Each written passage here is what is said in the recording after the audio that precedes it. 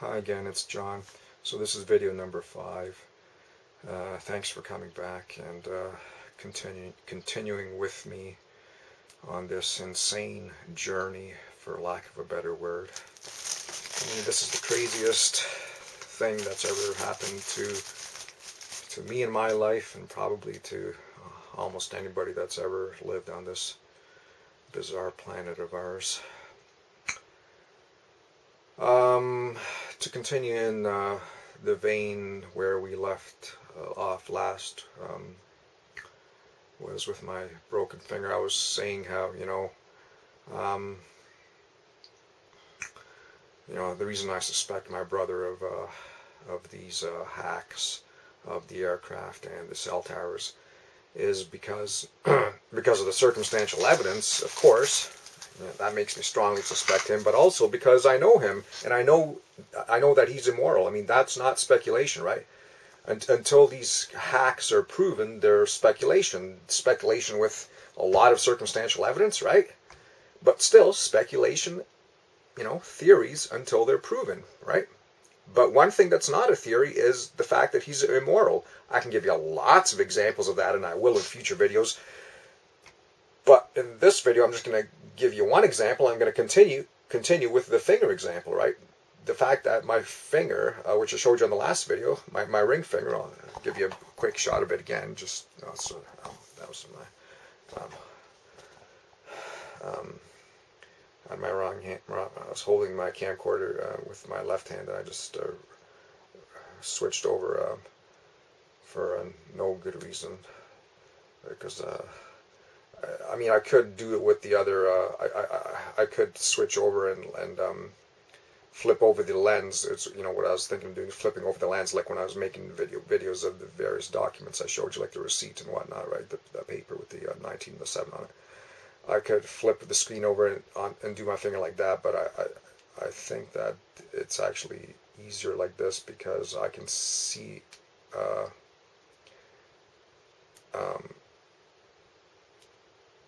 I can see it, I think, from this angle best, because I tried that, if I recall correctly, when I first started making some of these videos several weeks ago, which, I wasn't allowed to post because I had my last name on it. I explained that before, but I believe that I tried it the other way,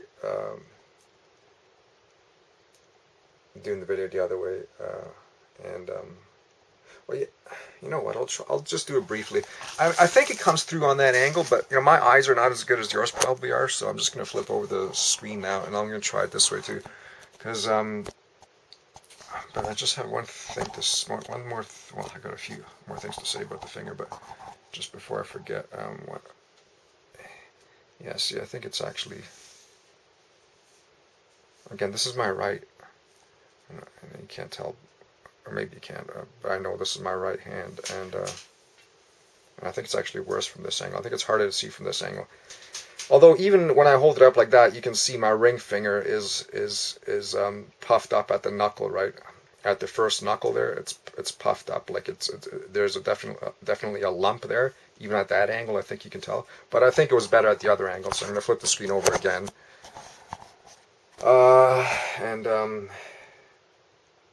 Yeah, so like no matter how straight I try to hold it, like I straighten out all the other ones, as you can see, right? But this one, this is as straight as it gets, right? I put my baby finger down so you can see it better, and you can see how my ring finger, how there's a hump there, right? Whereas the other ones, there isn't, right?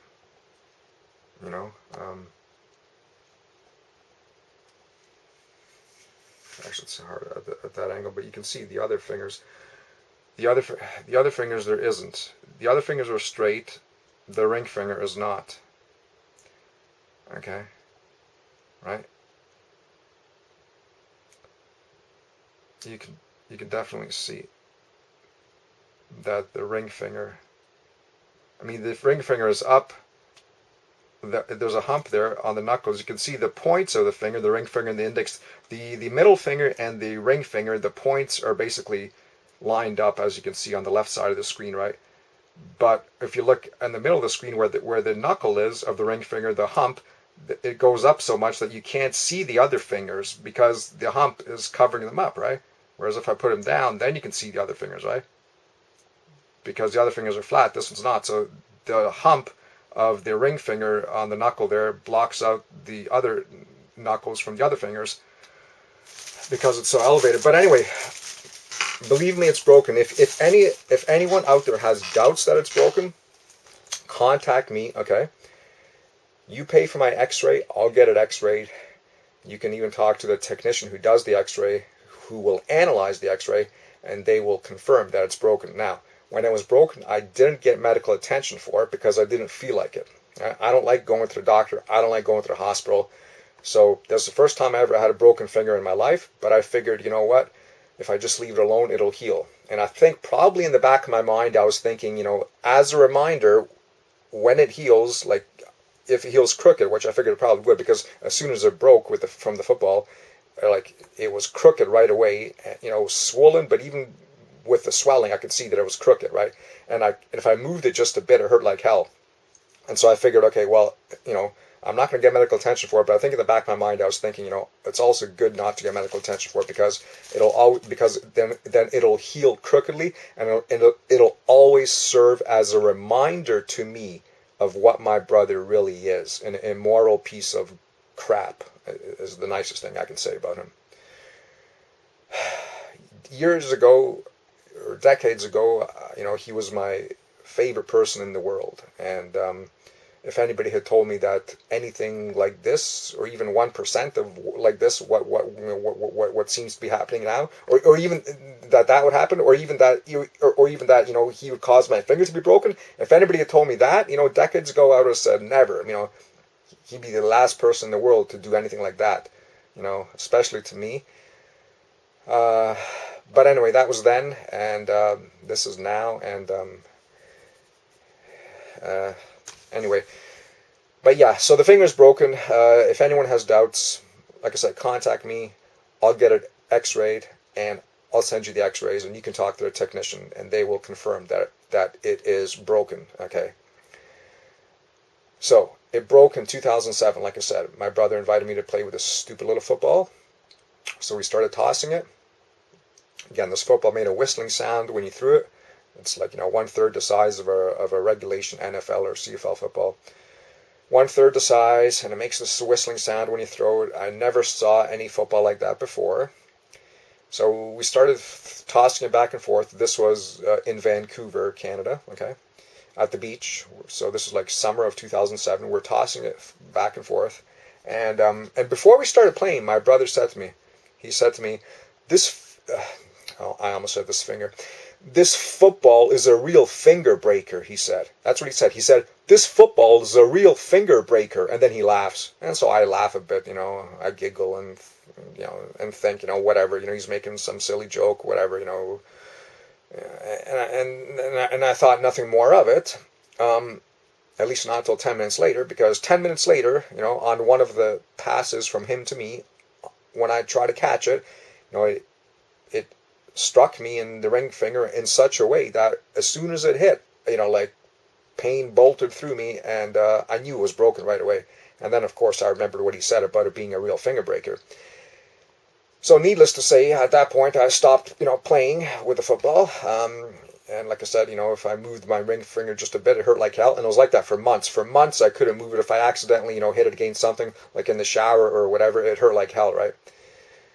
So it was like that for like at least 2 months before it finally healed and the pain went away. So, but again, like I said, I can't flatten it out straight now, right? No matter, you know what, you know, because it healed crookedly, I can't make it go flat anymore like the other fingers, you know. It's just that simple. So, the point is, after it broke, okay, my brother said to me, there's actually a way to catch this football so that it doesn't break your finger.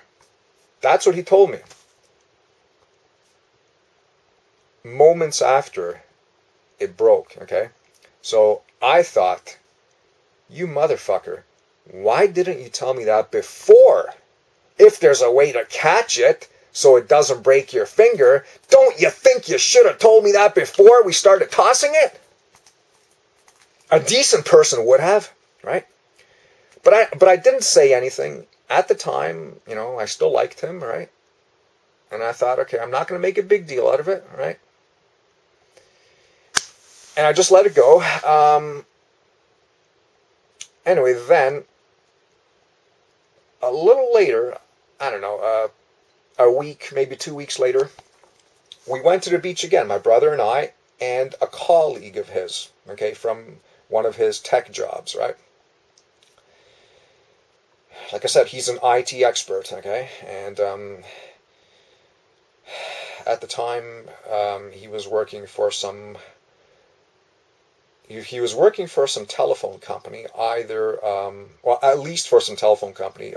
The way he never really got into much detail about his work, but I got the impression that he did contract work for a number of different companies, even if he was also working like for a main company or like has his main job first. In this case for this particular phone company, which I'm not going to name. But anyway, there's not that many phone companies in Canada, so it's not too hard to figure out. I'm not going to name the company because I don't know what these insane policies are on these various large social media sites, right? Like they have all kinds of policies about what you can say, what you can't say, right? So I know I can't say my last name. I found that out, a couple of weeks ago, like I said in the first video of this series. I found out that you can't say your last name, like unless you're some famous person. Everybody knows your last name anyway. But if you're just like a regular person like me, you can't say your last name. Even if you show your photo ID on video to prove it's you, they still won't let you. They won't post that video. They won't let you do it. So I don't know what else they won't let me do. Like they may not let me say the name of the phone company he worked for, so we won't say it, so who cares? Anyway, point is, his colleague from this particular job, for this phone company was with him at the beach on that the second time we went to the beach, right? So there's the three of us, right?